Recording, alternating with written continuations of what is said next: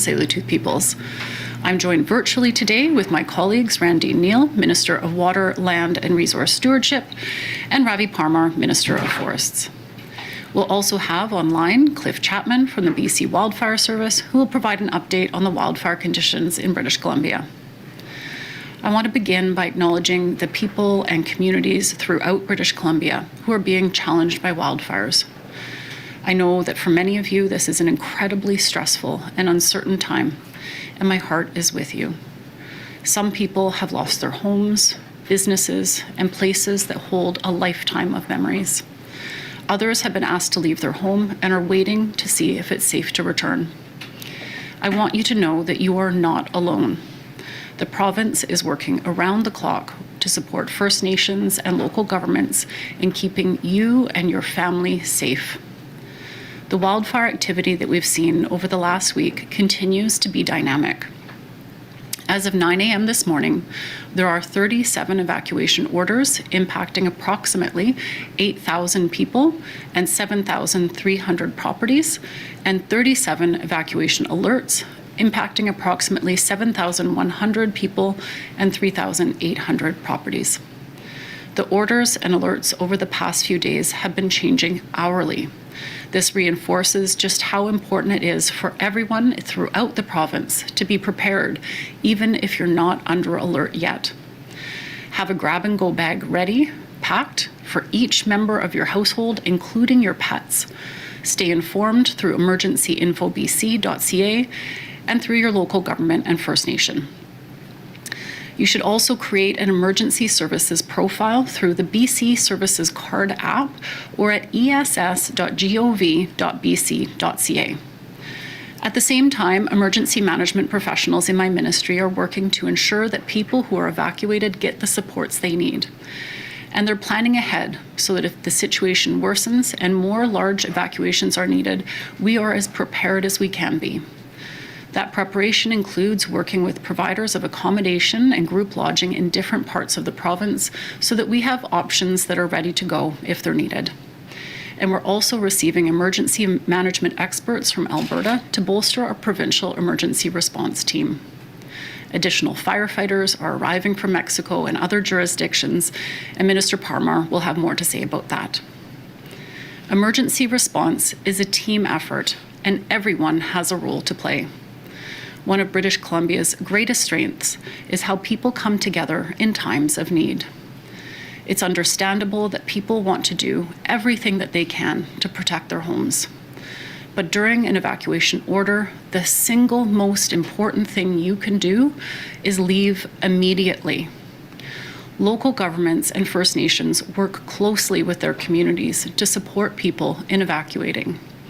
And evacuation orders are issued by local governments and First Nations as a last resort to protect lives and save the community.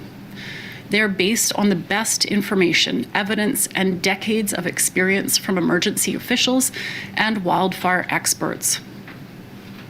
If you ignore an evacuation order and later need medical help or rescuing, it can put first responders in danger and take them off their important work protecting the community. Or emergency responders might not be able to reach you at all if the conditions are too dangerous. Please follow all evacuation orders and instructions from local officials and leave the area immediately. And to everyone that has evacuated their homes, thank you. Emergency support services are available to anyone who needs help during an evacuation meeting their basic needs. And that includes accommodation, food, clothing, and other incidentals. As of this morning, there are over 5,700 people being supported by ESS, which can be accessed in person at reception centers or online at ess.gov.bc.ca. If you need help accessing these services, you can also phone the BC Evacuee helpline at 1-800-387-4258. Please continue to listen to the directions of your local government or First Nation, who will inform you when it's safe to return. Thank you. I'll now pass it over to Minister Parmar.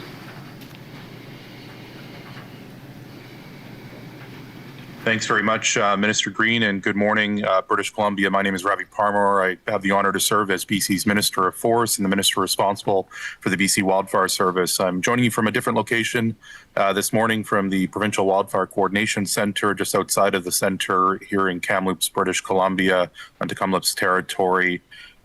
This is a real tough situation right now in British Columbia. My colleague Cliff Chapman, the provincial director, will have an opportunity to be able to provide a direct update on operations. But I want to begin, as Minister Green did, by acknowledging my thoughts are with all British Columbians who are impacted by wildfires during these very difficult times. The cold front over the course of the weekend through the long weekend certainly posed many challenges in different parts of the province. But I want to thank all those of our frontline responders, our BC Wildfire Service professionals, and everyone who stepped up to be able to help support communities in their time of need.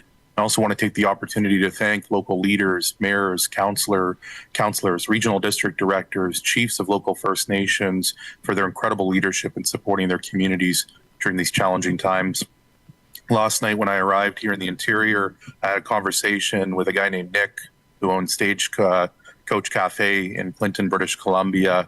And it was that conversation that reminded me about the impact the wildfires can have on families, on communities, and also the good that comes from people coming together. When Nick heard that there was crews from Mexico arriving in British Columbia as a family that just had to evacuate from Clinton, British Columbia, leave their home, leave their business, the first thing that came to mind was what could we do to help feed those crews and make them feel home here in British Columbia. I think that speaks to the determination, the resiliency, and the good that comes from the people of British Columbia. And I want to thank all those like Nick who are thinking of our wildland firefighters and are doing their part every single day. I'm providing an update on the wildfire situation here in British Columbia. And without a doubt, it is certainly a challenging situation. The forecast for later this week that Cliff will touch on will call for more hot and dry weather that will continue to create challenging wildfire situations and conditions, particularly in southern British Columbia, with dry lightning in the forecast. As of this morning, there are 120 wildfires burning across BC, with many wildfires of note as well. Over the last 7 days, 102 fires have been called out, 15 fires in the last 24 hours. Throughout British Columbia, we have over 1,000 personnel directly engaged in the fight in our wildfire response efforts. This includes structural firefighters deployed in coordination with the BC Wildfire Service, working right now to protect homes and protect communities. They're also joined by local fire departments assisting with structural protection and defense, and an international personnel are arriving this week, including from Mexico yesterday afternoon. An Australian crews will also join in supporting our efforts as well. I had the pleasure of greeting over 100 wildland firefighters who arrived from Mexico yesterday, and there are hundreds more arriving later this week. In addition to international crews, Team Canada continues to step up and support us and stand with us in our time in need. We have firefighting personnel from Alberta, Quebec, Prince Edward Island, Yukon, including the Canadian Forest Service. I want to speak to all of those individuals, our international partners, including our partners here in Canada, and on behalf of all British Columbians, thank them for being here to support us in our time of need. But I also want to be clear as well. Despite making good progress on many fires, we are still in the midst of a very challenging wildfire season here in British Columbia. Our top priority remains protecting people and communities. August and September are often the most active period for wildfire in our province. We know the BC Wildfire Service almost certainly has several weeks of high-intensity work left before the wildfire season has settled. But British Columbians have been here before.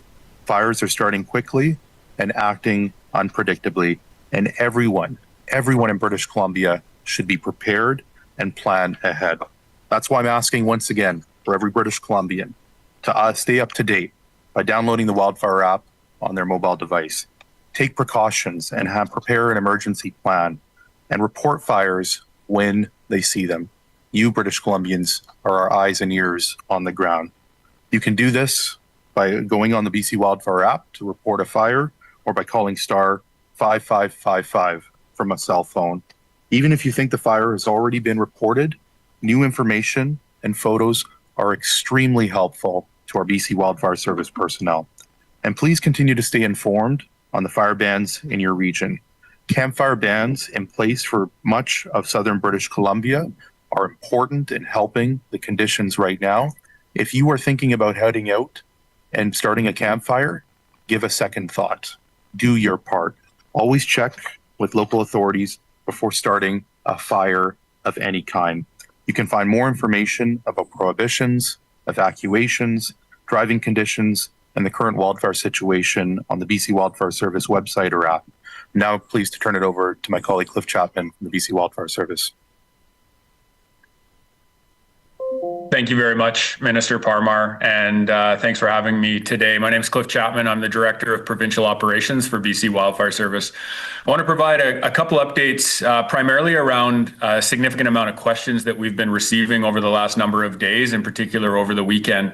But before I jump into that, and I will also be here for questions after, I did just want to take a moment and say thank you. Specifically, I want to say thank you to the BC Wildfire Service personnel who are working 24 hours a day right now across the southern part of the province, and many folks from the northern part of the province have come down to support the south. And it's worth noting that these fires, in particular the fires that have impacts to communities, to people's livelihoods, have a significant impact on our frontline workers. Nobody wants to see somebody's home burn. Nobody wants to see a wildfire have an impact like the Bradley Creek fire had on Saturday because of the forecasted cold front conditions. And it has a profound impact on our people. And I can say, as somebody who's been in BC Wildfire Service now for over 20 years, that our organization is resilient. We are proud, and we continue to try to do everything we can to protect people's homes and get people back into their homes if they're under evacuation order. And we will continue to do so until the last smoke clears in the coming months. So again, if you see a firefighter on the street getting gas, or as Minister Parmar mentioned with the wonderful story of feeding the firefighters coming in from Mexico, just offer a thank you. You have no idea how much it means to these folks who are working 16, 18, 20 hours a day, doing everything they can to support British Columbians. With that, I just want to touch on a couple of questions that we've been receiving. I will say, for more specific operational updates, I'm happy to answer questions, but you will always receive the most up-to-date operational information on our website, bcwildfire.ca, or on our app if you can download it from the Android or the App Store. So please continue to go there for specific wildfire operational updates, but I'm happy to provide some if there's specific questions after as we go to questions today. The couple of questions I wanted to address, the first one is around resourcing. We are often asked about, do we have enough resources? And are we being told that we're not able to bring in more? I just want to address this really clearly. We are always supported to bring in what is required to try to do everything we can in this province. I think what we are learning, and what we've been learning over the last 5 to 7 years, is that sometimes on some days, like on Saturday's cold front passage, there is never enough resources to try to combat that fire. If we are not on every square inch of this province, then we cannot stop every single fire that could potentially start. I am very proud of the organization and the support that we have received to bring in upwards of 600 resources from across Canada and across the world in the weeks ahead. And they are coming sooner than we have ever seen before when we have anticipated fire like we did going into the weekend, and already having resources rolling yesterday and more rolling throughout the rest of this week. And the timing of that is really critical because our own people have been going now for 2-3 weeks in a row, working these very tremendously long hours, grueling conditions, and they need to take a few days. So these crews coming in will both help us surge to meet the demand, but they will also allow us to rest our own British Columbian resources when they desperately need it. So again, I just wanted to touch on that resourcing is not an issue. We continue to be supported to bring in and do what we need to do to try to suppress and be active on these fires. The second thing that I want to address is just the next several days. Minister Parmar mentioned that the weeks or the days and weeks ahead are going to be challenging for British Columbia, and they will be. Specifically, I will say in the southern part of the Caribou Fire Centre, the Kamloops Fire Centre, and the Southeast Fire Centre. So sort of south of Williams Lake down to the U.S. border, into the Fraser Canyon, and then over to the Alberta border. We continue to see significant drought conditions in those areas. And we are now entering a drying trend for the next couple of days where we'll see those low to mid 30 temperatures, very low RHs, and no rain. What we are also forecasting now is that we may see the return of dry lightning, which means lightning that is associated with little to no precipitation. And we suspect that that is going to hit those 3 fire centers that I just mentioned as the fire centers that are holding the most extreme fire danger rating. We anticipate the timing of this to be late Thursday afternoon into the evening, and it will continue on Friday and into Saturday. If it materializes, which we're continuing to monitor this essentially hourly to look for timing, we will continue to put messaging out on our social feeds as well as information bulletins on the timing of this event. But it will mean that we will see more fires across southern BC. That the exact location of those fires is not predictable right now, but as we start to track that system, we will do everything we can to get information out. We are ready. We have our resources available that are our initial attack resources. We have extra aircraft in the province, both helicopter and fixed wing, to try to surge to any new starts. But I anticipate that this weekend we are going to see more starts in BC, and there may be more challenging fires ahead. With that, I'm going to turn it over to Minister Neal, and again, happy to take questions after. Thank you. Cliff, my name is Randy Neal. I'm BC's Minister of Water, Land and Resource Stewardship and the MLA for Powell River Sunshine Coast. And I'm joining today from the unceded territory of the Upper Smilkameen Indian Band in Princeton. Just like everyone else this morning, I just want to echo how tough this current situation is for people who are impacted by the wildfire and the evacuations, as well as the communities impacted by drought. I spent this past long weekend in the Okanagan, and on Saturday from my parents' farm in Vernon, watched the Bradley Creek fire tear through. When those winds picked up Saturday afternoon, it was absolutely devastating. And this hot, dry weather has made wildfire conditions worse in recent weeks, and also increased drought conditions in many parts of BC, as Cliff mentioned. And that's why, again, today, we are asking everyone who uses water, water suppliers, residents, and businesses to take action now to conserve water and reduce the water scarcity risks. With deep gratitude and appreciation, I really want to thank everyone who is helping to do their part. These actions are making a huge difference. Voluntary conservation, as we've said many times, is always our first and preferred step. And even with significant efforts on the ground, we are seeing low stream flows in many parts of the province. And we are especially concerned with conditions in the Okanagan, where we have seen record low flows in some areas. It is critical everyone in the Okanagan put water conservation at top of mind. The water use choices that you make today will make a difference to future water scarcity conditions. Yesterday, I spent the day with some farmers in the Salmon River area and learned about all of the measures that they took and are taking to improve flows in the watershed in Salmon River. And I wanted to just say to them, thank you for showing me around.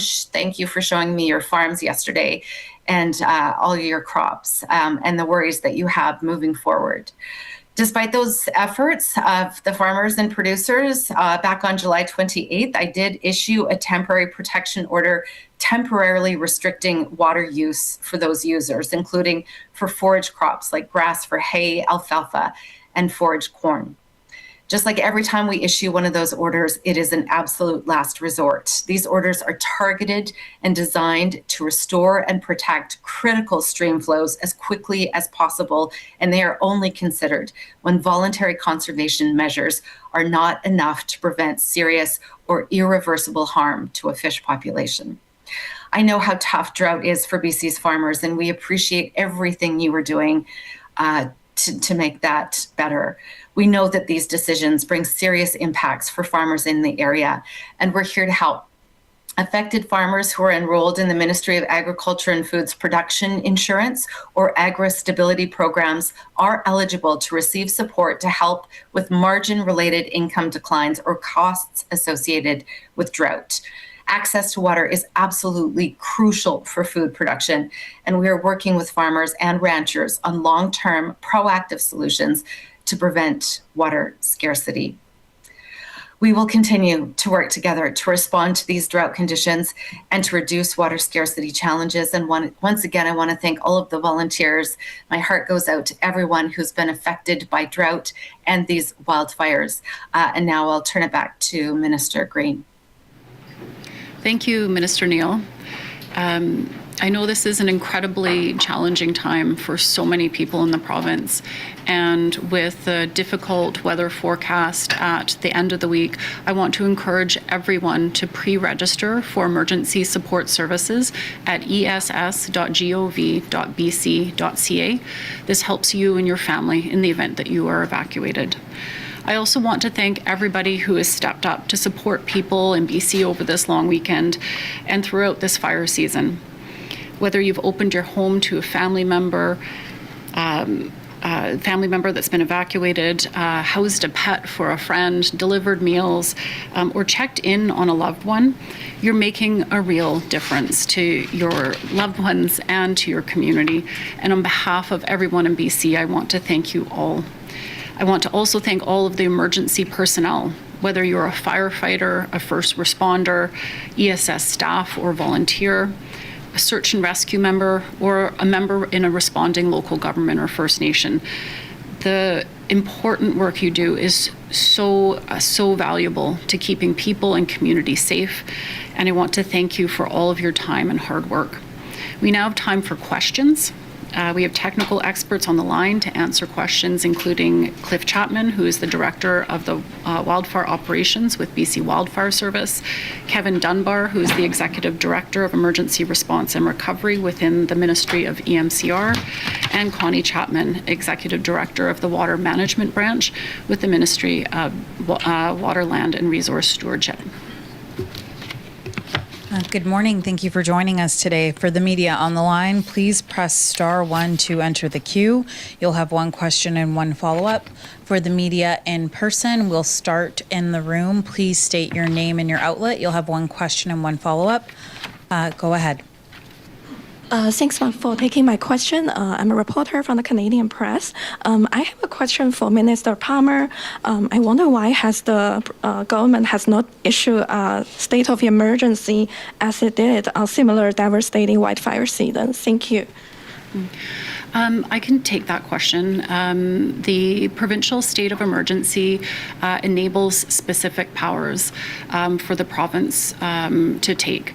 Right now, every single jurisdiction in BC that is fighting a wildfire has a state of local emergency in place that enables our first responders and firefighters to take the action that they need to fight the wildfire, protect communities, and protect lives.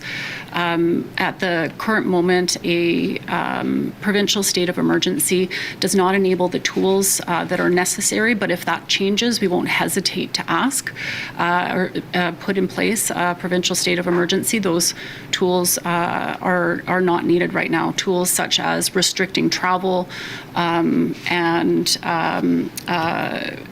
rationing supplies like fuel or accommodations, commandeering accommodations, those tools aren't needed right now. But I will turn it over to Kevin Dunbar online, who can add more operational expertise. Thank you very much, Minister. And I understand why we keep receiving this question. For communities facing significant impacts right now, for people who are evacuated, you want to know that the province is doing everything in our power to help. And we are. And I just want to reinforce what the minister said. There are currently states of local emergency in place across the province that are giving local authorities, First Nations, and us as the province all the power and resources that we need to respond to these emergencies, to keep people safe, to ensure they have accommodations, and ultimately getting them home as quickly as we can. To give an example, we are bringing in resources from Alberta Emergency Management to help support our operations. We are continually looking for accommodation options, including group lodging, hotel accommodations throughout the province, so that everyone who is evacuated has a place to sleep. Should additional powers or resources be operationally required, we would make that recommendation and we'd be comfortable making that recommendation. to be clear, we have not made that recommendation at this point. We have the resources that we need to support communities closely. For some additional context, when a provincial state of emergency was declared in August, August 2023, we were facing one of the worst wildfire seasons in BC's history at that point. And there was a shortage of temporary accommodations for evacuees and for personnel, and there was a need to restrict non-essential travel to the area. We are not in a position where we need to take those actions today operationally to be able to deliver the response and support communities and support evacuees. Again, if we are at a place where these powers would help us operationally with this response, a recommendation we made at that point. I just want to say again, a huge thank you to the local governments, First Nations, ESS volunteers, first responders, BC Wildfire staff, our own staff here at MCR. There are a lot of folks working around the clock to ensure that people are safe, are able to evacuate safely, and ultimately able to get home as safely as they can. And we have the power and resources we need to do that. Thank you for the question. What? Thanks, Minister Green, and thanks, Kevin. It's likely that many people, they lost their home, they don't have home insurance. So I wonder, what will BC government do to help these people recover? Thank you. I've been made aware of some tragic losses of homes and other structures. We are working with local governments to assess what the current damages are. It is still too soon to be able to tell exactly what the losses might be, and we continue to work with our local government partners and First Nations to understand the extent of damage and assess when people can go home, because I know that despite some of the terrible structure losses, and I feel terribly for people who have lost their home, there are other people who are also anxious to understand what's happened to their community and return back. So that work continues, and I'm sure that we'll have more to say in weeks ahead in conjunction with our First Nations and local government partners. Next. Kurt Black, City News. We saw the Mexican firefighters arrive in the province yesterday. Do we know yet where they'll be headed and when they'll be joining the fight? I'll turn that to one of our online folks. Probably Cliff Chapman would like to respond to that. Thank you. Yeah, thank you very much. First, worth noting that all of our resources are provincial in nature, even the ones that come from out of province, and so we will decide where they go based on where the need is, which doesn't necessarily mean the highest priority fire every time. It means where we need the resources on the ground. This particular contingent, this first 100 that came, they are going to Big Bar in the Caribou Fire Center to help support the fires in and around Clinton, 70 Mile, in that area. So they'll be traveling there today. Perfect. And just a follow-up, with any wildfire season, there's a lot of anxiety and stress, and there have been some folks that have been impacted online that have been critical of the response by the province. What would be your message to those folks that are going through a tough time and are frustrated at this point? I'll ask Minister Parmar, and I believe Kevin Dunbar also has some words to add. Yeah, great. Thanks very much. I've had a conversation with a woman whose parents live in Clinton and had to leave their homes. She grew up in Clinton her entire life and was thinking about her home community and her family and her neighbors. This is a really challenging time for those in the Okanagan and the Caribou and all the other areas that Cliff described as challenges we face so far this season, as well as the challenges we face in the weeks ahead. I want to assure all British Columbians, as Cliff has done earlier in his remarks, that we are certainly in for some challenging days ahead, but the BC Wildfire Service is ready to go. Our wildfire service is committed to helping to protect people and communities, but we are dealing with some very extreme fire behavior.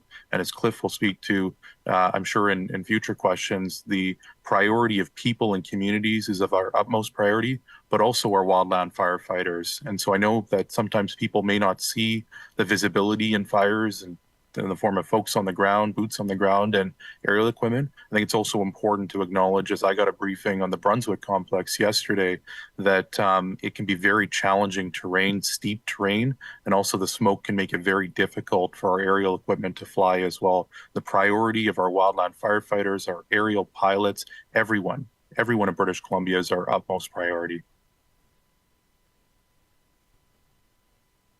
Thanks very much for the question. I just really want to start by acknowledging that being evacuated is incredibly disruptive and a really challenging time for people. So I completely empathize and understand the impacts this is having and why folks may be frustrated. What I want people to take away from this is, as the province, we're doing everything that we can in our power to support you, keep you safe, and ensure people have a safe place to sleep, have the supports they need while they're evacuated, and ultimately get them home safely as soon as they can. We take a significant amount of steps to prepare for these eventualities. We pre-position capacity to set up group lodging, to find accommodations for people. The minister mentioned at the beginning the opportunities you can take to pre-register for emergency support services as well. One of the things that I was really struck with over this last weekend is that in a large evacuation like this, it is going to stretch our system. But I saw local authorities, First Nations, emergency support services volunteers, the RCMP, BC Wildfire, the list is too long to list, people stepping up to support their neighbors. Group lodging was quickly established in Kamloops, Kelowna, Vernon, and volunteers worked around the nights to ensure that people had the support they need.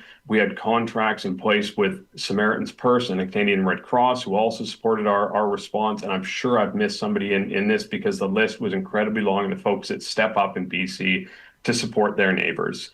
And for individuals, I would really encourage you to have your preparedness ready, have an evacuation plan, have your emergency plan, pre-register for ESS, have a grab-and-go bag. Anything that you can be better prepared with ensures that these responses are as effective as they can. And I think as we go into the weeks ahead, we know that there are going to be accommodation challenges as we're in the busy tourist season. So if you can stay with friends and family if you're evacuated, please do. This makes it easier for another evacuee to get the support or the hotel room that they might need. So thank you very much. Next question. From CBC News. Just wanted to follow up on the evacuation order stuff.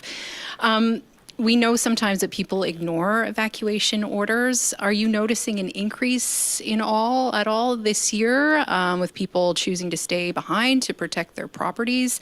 And is there anything more that the province could potentially do to combat some of those people making those choices other than just messaging?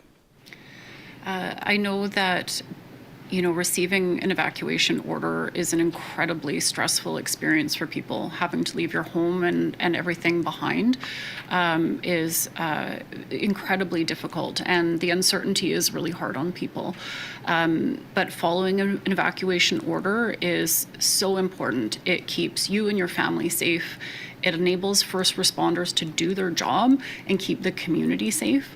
If you choose to stay behind, we may not be able to get back to you if an emergency happens. If conditions are too dangerous, first responders aren't able to enter the area. We want to make sure that everybody is kept safe. These evacuation orders are a last resort to keep people and community safe. They are not made lightly, and they're made with very good reason. I'm asking everybody to make sure that they're following the orders. It's incredibly important. It's the law, but it just is for your safety and for the safety of first responders. Do you have a follow-up? Yeah, just for Minister Parmar with regards to mitigation. We heard from an expert from SFU's Wildfire Mitigation Initiative this morning, just talking about how the wildfire seasons are seemingly lasting longer and becoming more intense. Is there more that the province could be doing, perhaps in the lead up or after fire season, to kind of make it less reactive, less of a reaction to these fires and more preventative measures? Earlier this morning, chatting with some of the, having some really deeply motivating conversations with some of our partners, the Nicolet Chiefs, in particular Stewick Resources, about the need for us to continue our efforts this wildfire season, but also plan ahead.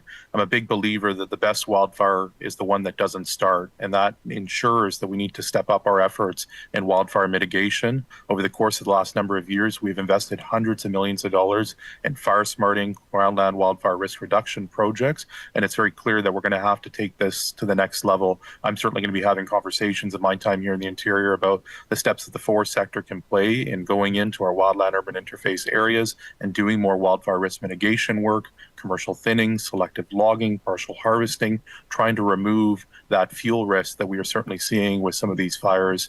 We've invested, as I noted earlier, in many projects. We have about 500 projects that we've completed just in the last number of years, with about 200 that are currently underway. This will be a very big priority for my ministry in the weeks ahead. Our next question will move over to the phone lines. Rob Buffin, CTV News. Rob, go ahead. Oh, hi. Thanks for taking my question. I guess I'm hoping to get a response from Minister Green as well as maybe Minister Parmar. I'm just wondering, I know there was a question about how many structures were lost, and you don't have the specifics on that, but I've seen online tweets about 230 properties in a certain area. Like, are you able to give us a ballpark as to even roughly how many homes may be damaged as a result of wildfires currently in the province, and whether it's, I guess, in the Bradley Creek area as well as Clinton, that the bulk of these properties have been damaged or destroyed, as well as if there's been any loss of life or to humans or pets? It's an important question that I think local governments are in the best position to be able to answer. These assessments are ongoing. The last thing I want is for somebody to learn that they lost their home on the evening news. And so we continue to work with our local government partners to be able to do these assessments. And they take the lead on informing people who may have damage or loss to their properties. I'm not aware of any loss of life, thank goodness. And I will turn it over to Kevin Dunbar for more details on that. Perfect. Thanks very much, Minister, and thanks for the question. And I do understand why this question comes up. I think there is people want to understand the impacts and want to understand what's happened. I think two things. I know earlier today, the Okanagan Indian Band had a media availability, and they did confirm that there were some structure losses and impacts. I think what's really important to flag is this is still a dynamic situation. There are still areas that are too dangerous to access. There is still active wildfire fighting happening in the area. So the First Nation will conduct a full damage assessment when it's safe to do so, and then they'll release that information when it's available. And EMCR and the province will support them through their efforts. But as the minister mentioned, our local authorities and First Nations will have the most up-to-date information on this, and will be undertaking full damage assessments and releasing that information when it's safe and when they're able to do so. Rob, do you have a follow-up? Oh, I do. I guess it's kind of a two-parter. I'm just wondering, I did see some reporting from that presser that Mr. Dunbar was referencing about 230 homes. I'm just wondering, even if in broad strokes you're able to confirm that there are, at this point, likely hundreds of homes across the province that have been damaged or destroyed. And the other part of the question is, there seems to be a conspicuous absence of U.S. firefighters. There's people from Mexico and all across Canada. Is it just because of the intensity of the wildfires in Washington state that all those resources are needed there? Or why are we seeing no wildfire fighters from California or otherwise? I'll pass it to Cliff Chapman on the question about wildfire resources coming from other jurisdictions. Thank you, Minister, and thank you for the question. I think for those who aren't aware, the Pacific Northwest in particular in the United States is going through their own very, very challenging wildfire situation right now, including Spokane and other areas around Washington. I also, on Sunday on the media avail, I spoke about a couple of fires that are in the northern United States that are actually crossing into British Columbia. So we are working very closely with our partners in the United States, in particular in Washington, Oregon, California, both for the exchange of resources, but also how do you fight a fire that's half on the American side and half on the Canadian side. And we work we work really seamlessly in those operations, both from an aircraft perspective and on the ground perspective. So the reason you're not seeing an influx of United States firefighters coming to Canada, but also specifically British Columbia, is because they are in a national preparedness level 5, which is on a scale of 1 to 5. So they are at the top end of their own wildfire situation. And if we weren't as busy as we were, they may be asking for our support. Our next question is from Christian Robinson, Global News. Christian, go ahead. Or Kirsten, sorry. Kirsten, go ahead. Thank you. No worries. My question is for the Minister of Forests and Cliff Chapman. A Kelowna construction manager says he was able to save his development on West Side Road by setting up sprinklers as the Bradley Creek fire moved in Saturday. He believes more homes could have been saved if firefighters from Lake Country, BX, Swan Lake, and Kelowna weren't, as he says, quote, handcuffed from higher ups. He claims local fire crews told him they wished they could help but had to wait for direction from the province, and there was a 2.5-hour delay before structural protection was set up. Can you respond to that? And again, if we can please hear from the Minister and BC Wildfire. Minister Parmar? Yeah, thanks very much. Certainly my thoughts go out to anyone who's impacted by wildfires. I haven't heard about the particular case of that gentleman, and so I'll certainly be following up with my team, but happy to turn it over to Cliff to talk about the specifics. No doubt that was a challenging wildfire, and as Cliff noted, from a resourcing perspective, very challenging conditions posed on our wildfire and our aerial fleet.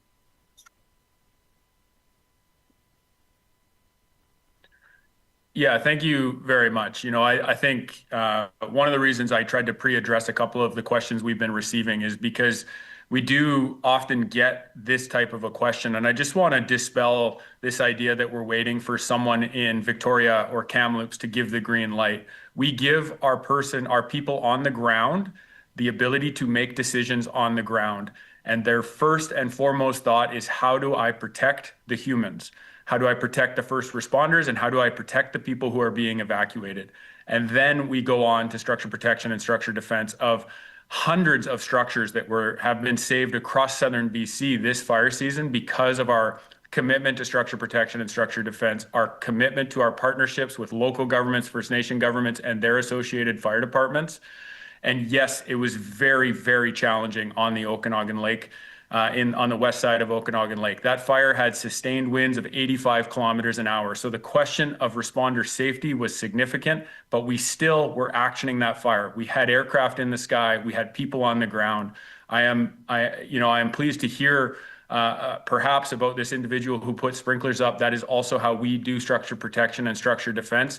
And we are still in there today doing that. We are on fires in the Southeast Fire Center doing that. It is part of our commitment to work more closely with municipal fire departments. So I hadn't heard that specifically. Certainly, as Minister mentions, we will follow up on that. But to be clear, the Kamloops Fire Center and the local responders they are not waiting for the green light from Kamloops or Victoria. They do what is best, what needs to be done on every fire that starts in this province.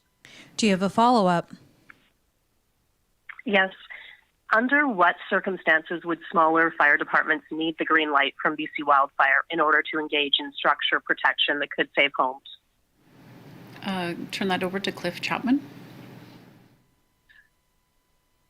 Yeah, so they don't need a green light from BC Wildfire Service. So, you mentioned a few departments there. Those are what you would call mutual aid departments versus a structural fire department within a municipality. Those municipalities, they are trained through the Office of the Fire Commissioner to go and do fire suppression, including exterior defense from wildfire. So they do not need to wait for a green light from us. If they are the local fire department, they're in jurisdiction.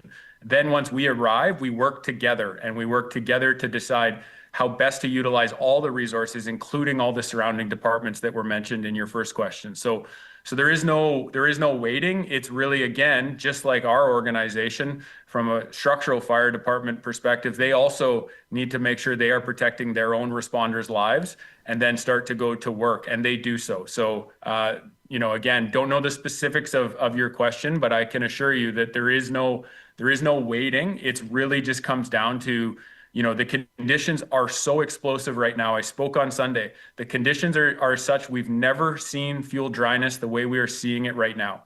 And then when you put 85 to 100 kilometer winds on top of that, It is an explosive and extremely dangerous situation in BC, and we saw that play out on the Bradley Creek fire. Our next question is from Lauren Collins, Black Press Media. Lauren, go ahead. Hi, thank you for taking my question. People in the impacted communities are wondering if Premier David Eby will be publicly addressing the wildfire situation or making a statement to those directly affected anytime soon. They're saying the silence has been deafening. I totally understand that people are very stressed out right now. They are evacuated. There's a lot of uncertainty on when they'll be able to return home and what comes next. Our province is supporting everyone who's evacuated with emergency support services if they need them. That support includes accommodation, clothing, incidentals, food. But we are also asking people to be prepared themselves with a grab-and-go bag, pre-registering for ESS. We will continue to support communities with response led by the BC Wildfire Service, as well as my ministry, emergency EMCR. It's important that people know that they will be supported if they're evacuated, and that our BC Wildfire Service is doing everything that they can to protect lives and protect communities. Follow-up? Yes. Is the province considering a backcountry closure amid all the wildfires? For that one, I will pass it over to Cliff Chapman to answer that operationally. Yeah, thank you for the question. Similar, that this is a question we receive quite frequently, in particular when it's hot and dry and when we have fires on the land base. This is something we assess daily. Really all of our prohibitions and all the extent of legislation that we can utilize all the way up to a backcountry closure. Saying that, and I think Minister Parmar mentioned it as well, we rely on British Columbians, in particular in the backcountry, to tell us about fires that are back there. We are highly focused in the interface right now. Many of our fires are threatening communities, and obviously we are putting essentially all of our resources on those fires. So having people in the backcountry responsibly being in the backcountry is not a bad thing for British Columbia, because the faster we are alerted of a new fire, the faster we can respond to it. So for now, we are still holding on not closing the backcountry, specifically for that reason, allowing people to still enjoy the great outdoors. And our ask is, and we've seen this over the last number of years, our ask is that people are vigilant. People are careful when they're in the backcountry. We have campfire bans on almost everywhere, so you should not be, and we have not seen a bunch of unattended campfires. So people are more responsible as BC, unfortunately, continues to grapple with this year in and year out, the challenge of fire seasons and hot and dry weather. So at this point in time, we are not using the backcountry closure for those reasons. Our next question is from Colin Slark, Price George Citizen. Colin, go ahead. Hi, thank you for taking my call.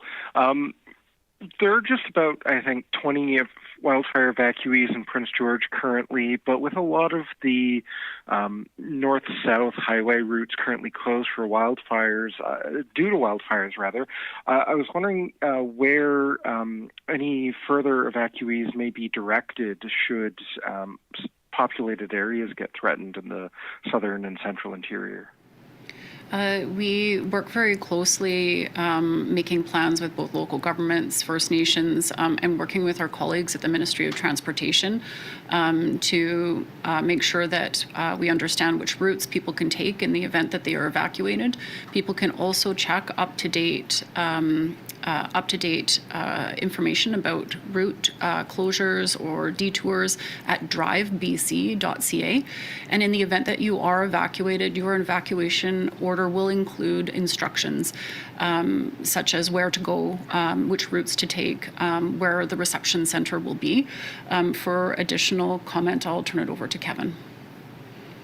Thanks, Minister, and thank you for the question. I know folks are always going to be anxious and want to understand where to go if an emergency happens. Like, there's two things to take into account. If you are traveling through BC at the moment, it's important that you know before you go. Look on Drive BC and understand what routes are available. You can look on Emergency Info BC or on local government websites or the BC Wildfire app as well to understand where there are evacuation orders and alerts. There are also significant places within the province that are available and people can access. And when it comes to evacuations, EMCR works directly with local authorities, First Nations, and ESS programs to plan for evacuations and plan for various contingencies within evacuations. We take steps to pre-position and have group lodging established in various strategic places throughout the province so that we always have different options available when an evacuation is underway. We have a number of group lodging spaces available in the southern interior at the moment, and we also have some available in Prince George and other areas in the north. And there are other areas within the province that we can stand up at very quick notice and have supports from our partners like Samaritan's Purse or the Canadian Red Cross or other nonprofits or other ESS programs to establish those very, very quickly for us so that folks have a reception center, a place to go, and a safe bed for the night. We also are continually scanning and looking for accommodation and hotel accommodation options and ensure that those are available in key places throughout the province so that we have various options for folks to go. This situation, accommodation options, routes, highway closures, those can change continually through an emergency. And so we work to stay on top of that and to proactively plan. I think what's really important is that individuals are also prepared themselves. Have your emergency plan, have a grab and go bag, and if you can, pre-register for emergency support services. And as I mentioned earlier on this, there are options under emergency support services for you to go find your own accommodation or stay with friends, stay with families. And if you can do that, and I know not everyone can, but if you can do that, I would encourage you to do so. This means that those group lodging facilities and hotels we can make available for those individuals that don't have that option. Thank you. Follow up? Oh, yes, sorry. I was also, for the communities who are hosting evacuees, I know you mentioned their group lodgings and you can activate some resources. Could you provide some more specifics on what you're offering these communities who are hosting people displaced by the fires? I'll turn that over to Kevin Dunbar. Definitely. Great question. Where I really want to start here is I just want to put a huge thank you out there to local governments, First Nations, ESS volunteers. There are a ton of communities across BC that are stepping up to support their neighbors, to support people that are evacuated and support people through a really difficult time. Unfortunately, this isn't new to BC. And I think, fortunately, we constantly see British Columbians step up to support each other. And that's something that I'm incredibly proud to watch. For host communities and communities that are supporting evacuees, we work closely with them to reimburse costs related to running group lodging and establishing group lodging facilities, also accommodation opportunities, and also to help establish and run reception centers as well for people. And this is where we also partner with other service providers